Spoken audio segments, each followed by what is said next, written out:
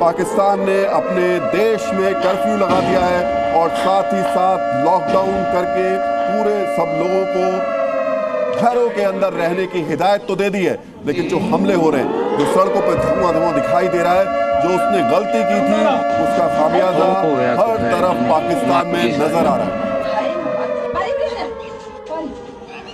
तो ये तस्वीरें हम आपको दिखा रहे हैं और बता रहे हैं कि देखिए पाकिस्तान जो सोच रहा था, आज लगभग 8 बजे के आसपास उसने जो जुर्रत की थी भारत पर हमला करने की, 58 ड्रोन्स उसने भारत की तरफ भेजे थे, 8 मिसाइल्स उसने भेजी थी और 4 उसके फाइटर प्लेन इस तरफ आए थे, सब के सब खत्म हुए। चारों प्लेनों को उड़ा दिया गया, 58 ड्रोन्स को खत्म किया गया और 8 मिसाइलों को भी नेस्ता नाबूद हवा में ही कर दिया गया है। लेकिन अब जो भारत की तरफ से हो रहा है, पाकिस्तान रो रहा होगा, सोच भी नहीं सकता है कि उसके साथ ऐसा होने वाला है। वो रो रहा होगा क्योंकि उसने कल्पना नहीं की होगी कि अरब सागर से उस पर हमला किया जाएगा। अरब सागर से इस वक्त INS विक्रांत सीधे निशाना लेकर के पाकिस्तान पर भारी तबाही मचा रहा है। तो भारत के हमले से पाक में इस वक्त जबरदस्त खराब स्थिति, बुरा जिसको कह सकते हैं, इससे बुरा कुछ नहीं हो सकता उसके साथ में। और इस सब तबाही को देखते हुए पाकिस्तान के प्रधानमंत्री शहबाज शरीफ ने एक आपात बैठक बुला ली है, लेकिन इस आपात बैठक का कोई नतीजा अब निकलने वाला इसलिए नहीं है क्योंकि ये बहुत स्वाभाविक है कि अब पाकिस्तान बचने वाला नहीं है। उसकी राजधानी तक भारत ने सीधे अटैक किया है, इस्लामाबाद टारगेट पे है, उसके एयर डिफेंस सिस्टम को नेस्ता नाबूद कर दिया गया है। अखनूर और जैसलमेर में 2 पायलट्स को पकड़ा गया है। और मेरे साथ श्रीनगर से इस वक्त खालिद हुसैन भी मौजूद हैं। खालिद, वहां से कुछ अपडेट आ रहा है आपके पास में? क्योंकि ये तो तय है कि सरहद पार, यानी जहां आप हैं उसके पार पाकिस्तान में तो तबाही है। और प्रमोद मेरे साथ इस वक्त मौजूद हैं। लेकिन बताने फिर से आपको कि इंडियन नेवी का डायरेक्ट अटैक है। भारत ने अरब सागर से मोर्चा खोल दिया है।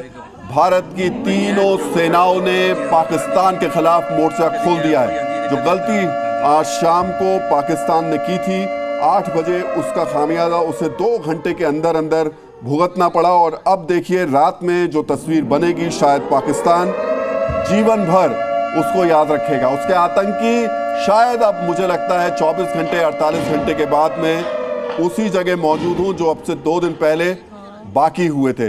पैरामिलिट्री के DG से भी बात की गई है, जो अभी सुरक्षा एक बैठक चल रही है। उसके बाद कई अफसरों के संपर्क में इस वक्त गृह मंत्री अमित शाह हैं। तो एक तरफ इंटरनल सिक्योरिटी को लेकर के गृह मंत्री अमित शाह का बड़ा एक्शन, दूसरी तरफ सेना बाहर पाकिस्तान में बड़ा एक्शन ले रही है और पाकिस्तान को चुन करके वहां पर टारगेट्स किए जा रहे हैं, उनके सिस्टम्स को तबाह किया जा रहा है। सड़कों पर आग की तस्वीर देखने को मिल रही है। और खालिद मेरे सहयोगी इस वक्त साथ में मौजूद हैं। खालिद, पाकिस्तान को लेकर बहुत बड़ी खबरें आ रही हैं। एक तरफ नौसेना ने हमला कर दिया है, दूसरी तरफ 7 शहर उसके अब निशाने पर है, वहां पर जबरदस्त धमाकों की आवाज सुनाई दे रही है।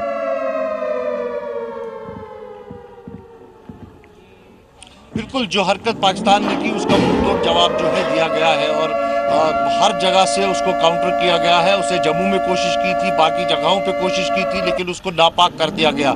और अब काउंटर अटैक जो भारत ने किया है उससे पाकिस्तान को कहीं ना कहीं अब भुगतना पड़ेगा जो उसने हरकत की थी, क्योंकि पहले ही भारत ने स्पष्ट कर दिया कि हम हमला नहीं करेंगे, लेकिन हमें यहाँ छेड़ा गया तो फिर हम रिटेलिएट ऐसे करेंगे कि अगले वाले दुश्मन को हमेशा याद रहेगा। और वही कुछ होता दिख रहा है। इस्लामाबाद से लेकर पूरे पाकिस्तान में अगर हम देखें तो ये भारत की तरफ से जो है हमला किया गया और कल सुबह तक तस्वीर साफ हो जाएगी कि कितना जो है भारत का हमला कारगर रहा है। लेकिन मैं आपको बता दूं, इनिशिएट जो है पाकिस्तान की तरफ से होगी। खालिद, आप ये मान के चलिए कि पाकिस्तान में कोई तस्वीर शायद देखने को और सुनने को मिले भी नहीं। जो तस्वीरें अभी फिलहाल हमें अभी तो सिर्फ सुनाई दे रही हैं, अभी तक बताया जा रहा है कि ऐसा हो चुका है। जो देखने को मिलेगा वो पाकिस्तान के लिए बहुत दर्दनाक होने वाला है, ये आप तय मान के चलिए। मैं एक बार फिर से अपडेट कर दूं अपने सभी दर्शकों को और ये भी बता दूं कि जी न्यूज़ बहुत जिम्मेदारी के साथ इस पूरी रिपोर्टिंग को कर रहा है। हम लोग कोई भी ऐसी बात डिस्क्लोज नहीं कर रहे हैं जो कि हमारे सुरक्षा तंत्र, हमारे सेनाओं को लेकर के